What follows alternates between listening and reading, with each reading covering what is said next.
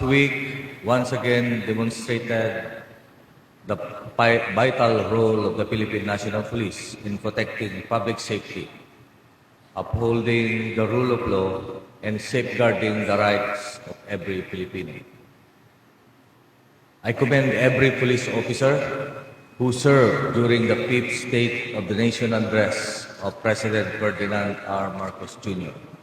Through your discipline, preparedness, professionalism, and respect for the constitutional rights of every Filipino, the PNP was able to maintain a generally peaceful and orderly security operations or security environment. As we recognize its accomplishments, we also honor the memory of Patrolman Chris Heredero, who gave his life after faithfully completing his SONA security duty.